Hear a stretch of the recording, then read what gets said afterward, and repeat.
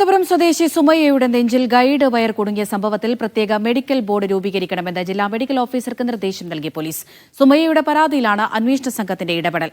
സർക്കാർ അഭിഭാഷകനെ കൂടി സംഘത്തിൽ ഉൾപ്പെടുത്തി റിപ്പോർട്ട് സമർപ്പിക്കണമെന്നാണ് പോലീസിന്റെ നിർദ്ദേശം. ചികിത്സാ പിഴവ് സംഭവിച്ചിട്ടില്ല എന്ന് ജനറൽ ആശുപത്രിയിലെ ഡോക്ടർ രാജീവ് കുമാർ മൊഴി നൽകി.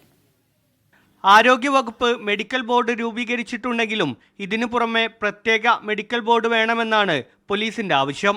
ആരോഗ്യ വിദഗ്ധർക്കു പുറമെ സർക്കാർ അഭിഭാഷകൻ കൂടി മെഡിക്കൽ ബോർഡിന്റെ ഭാഗമാകണം.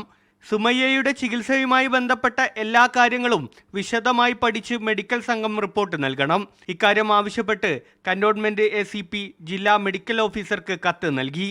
ആരോഗ്യവകുപ്പ് നിയമിച്ച മെഡിക്കൽ ബോർഡിന് പുറമെ സുമയ്യയുടെ കുടുംബം ഉന്നയിച്ച ആരോപണങ്ങളിലടക്കം പ്രത്യേക മെഡിക്കൽ ബോർഡ് ഇടപെടൽ നടത്തണം. മെഡിക്കൽ ബോർഡിന്റെ റിപ്പോർട്ട് കിട്ടുന്ന മുറയ്ക്ക് തുടർ നടപടി സ്വീകരിക്കാനാണ് പോലീസ് നീക്കം. ചികിത്സാ പിഴവ് സംഭവിച്ചിട്ടില്ലെന്ന് ജനറൽ ആശുപത്രിയിലെ ഡോക്ടർ രാജീവ് കുമാർ പോലീസിന് മൊഴി നൽകി. ഗൈഡ് വയർ ഇടുന്നതിൽ താൻ വിദഗ്ധനല്ല എന്നായിരുന്നു ഡോക്ടറുടെ മൊഴി. അനസ്തേഷ്യ വിഭാഗത്തെക്കുറിച്ചും ഡോക്ടർ പോലീസിനോട് പറഞ്ഞു.